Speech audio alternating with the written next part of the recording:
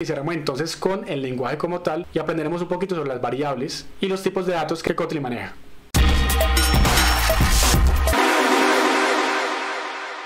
Bueno, estamos entonces inicialmente acá en la página kotlinlang.org, que es la página oficial, y nos vamos a ir para acá, para donde dice Learn, y acá está la información básicamente del lenguaje, ¿sí? Está la documentación.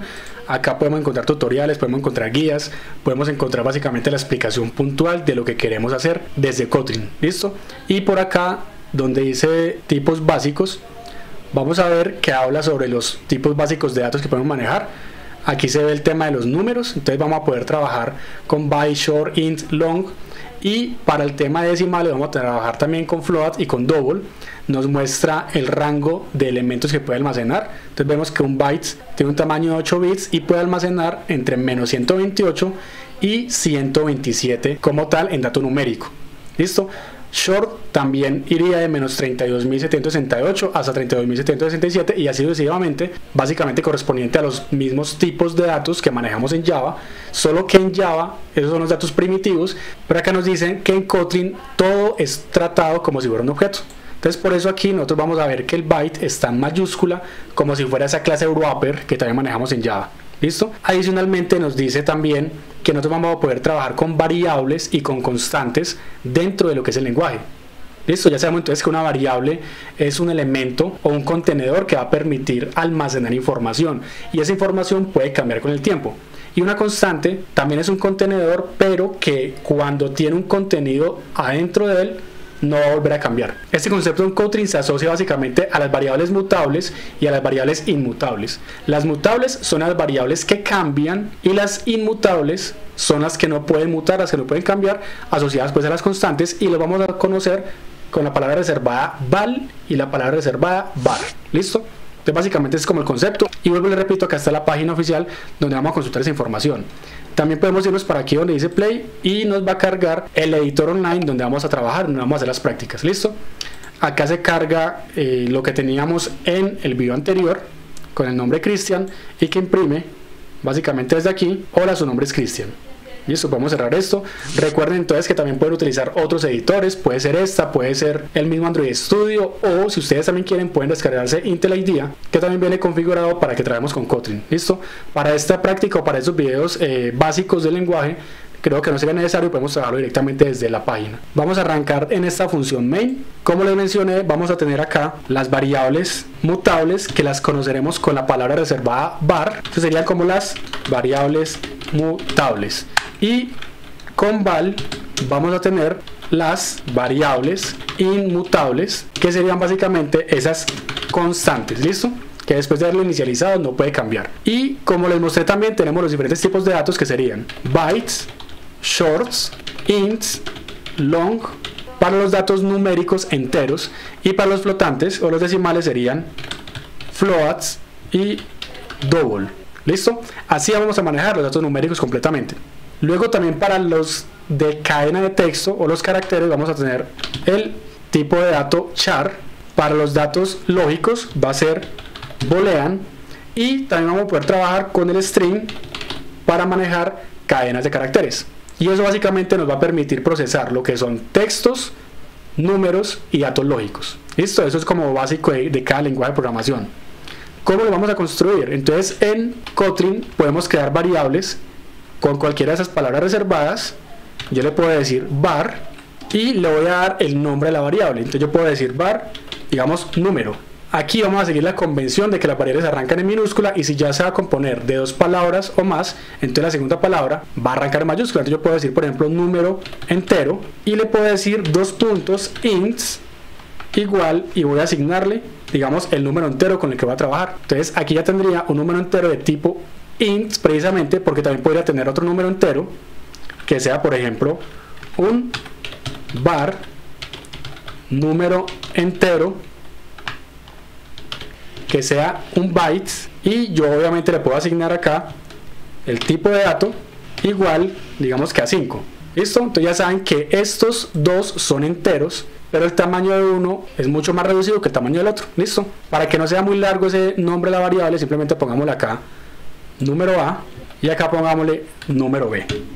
Ya sabemos entonces que este byte máximo va hasta 127. Si yo le pongo 128, nos va a salir un error porque se pasa el tamaño que puede contener. Y asimismo puedo trabajar con el resto de variables. Puede ser var número c, que sea shorts igual, puede ser 8, aunque el orden sería este. Primero byte short ints, luego otro número var número d, que sea long, y aquí puede ser un número mucho más grande.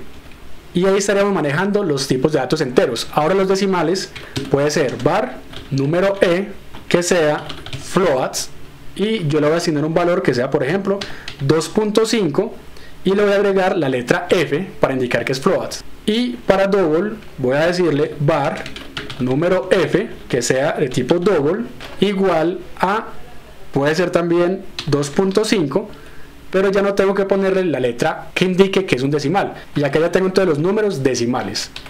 Vámonos ahora para definir los caracteres.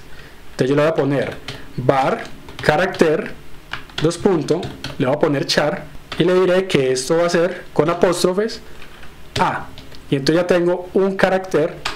Por acá yo puedo ponerle también otro var que sea nombre, dos puntos, string, y esto ya sería una cadena de caracteres donde yo le voy a decir Cristian, y voy a poder trabajar también con los lógicos. Voy a ponerle var y le diré lógico, le pondré boolean como tipo de dato igual, y eso puede ser true o puede ser false. ¿Listo? Y ya tenemos acá los diferentes tipos de datos con los que vamos a trabajar, y ya sabemos que esos son variables, o sea que su contenido puede cambiar. Por lo tanto, si yo digo por acá abajo que tengo la variable número b y le voy a asignar ahora un 45, el sistema me va a permitir almacenar esa información. ¿Por qué? Porque está declarado como si fuera var de un dato mutable. ¿Listo? Pero si yo aquí le hubiera puesto val, automáticamente me sale error porque después de haber inicializado no puedo asignarle un nuevo valor. ¿Listo? Entonces ya sabemos que ahí está como la diferencia entre esas variables y constantes. ¿Qué recomendaría yo? Ponerle acá la convención de que número b esté escrito en mayúscula para saber de que eso va a ser una constante, y de esa manera ya no podría asignarle valores después. Listo, es como una convención que se maneja en Java.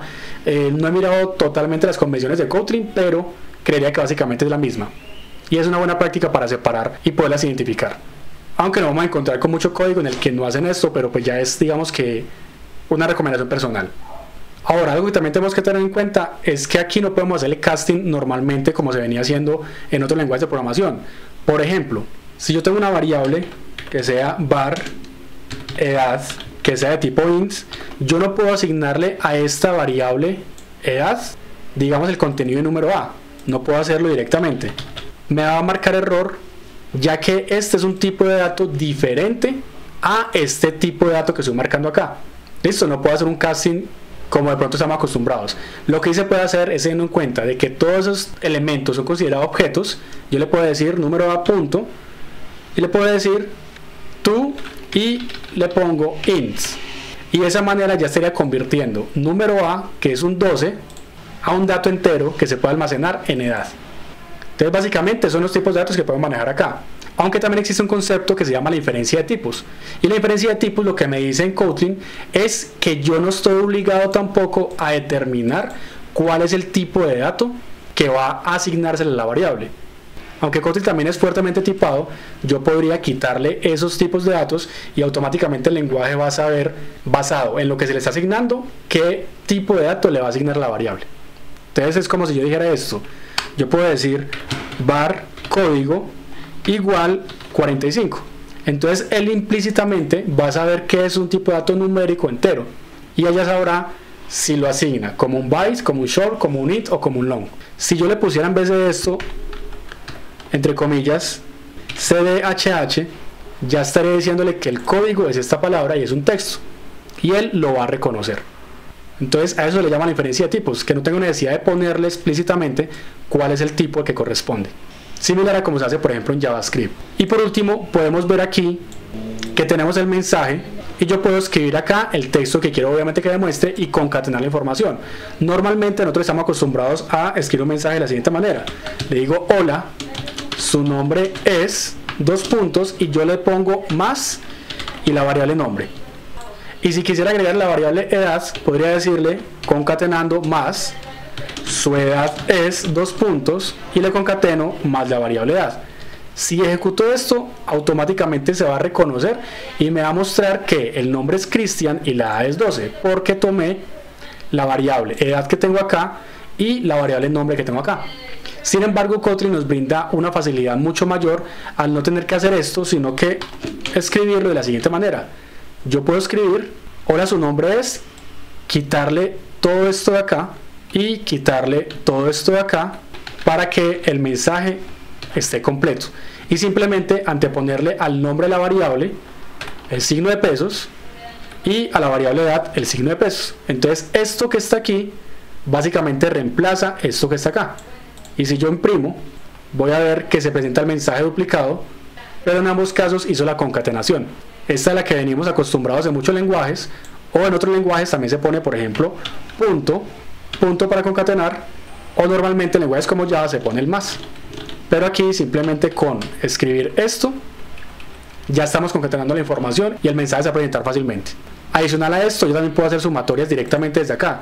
Yo podría, por ejemplo, sumar, no sé, el número A y el número C. Entonces podría decirle que sume los siguientes valores. Voy a poner signo de pesos, llave que abre, llave que cierra, y voy a escribir número A más número C. ¿Listo? Y entonces cuando yo imprima acá el resultado, me va a dar la sumatoria de número A, que es 12, más el número C, que es 8. Por lo tanto, el resultado arrojado va a ser 20. Bien, entonces básicamente esta es la introducción a el uso de variables y los tipos de datos que podemos manejar en Kotlin. En el próximo video seguiremos trabajando en el lenguaje. Espero que les haya servido. Recuerden que mi nombre es Cristian Henao y nos vemos en una próxima oportunidad.